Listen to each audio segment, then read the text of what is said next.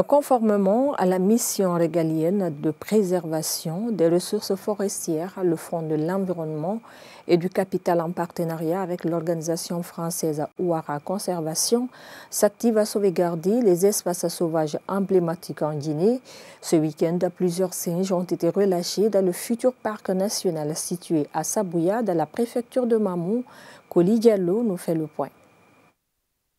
C'est dans le cadre de la lutte contre la criminalité faunique que les conservateurs de la nature ont, dans leur mission de traque à l'encontre des trafiquants, procédé à la saisie de certaines espèces animales comme des singes qui devraient normalement être protégés et entretenus dans leur habitat naturel, c'est-à-dire un espace où ils pourraient continuer leur vie décemment. Ce qu'on fait, c'est que quand ces animaux sont identifiés dans les mains de la population ou de trafiquants, on fait appliquer la loi.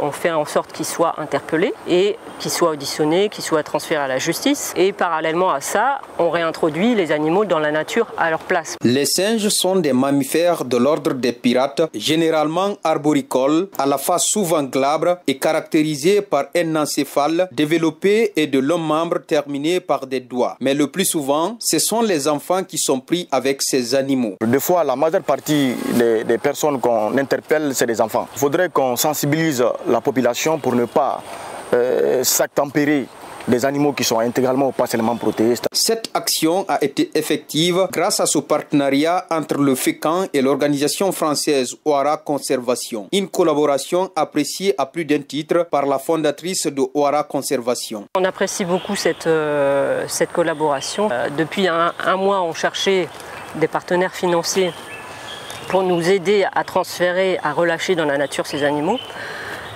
Et on n'a pas trouvé jusqu'à ce qu'on contacte FECAN. Donc ça nous a vraiment soulagé d'un poids. Ces actions du FECAN, qui sont en harmonie avec les principes de protection et de gestion durable de l'environnement et du capital naturel, sont à encourager et à poursuivre pour le maintien de l'équilibre des écosystèmes et de la diversité biologique.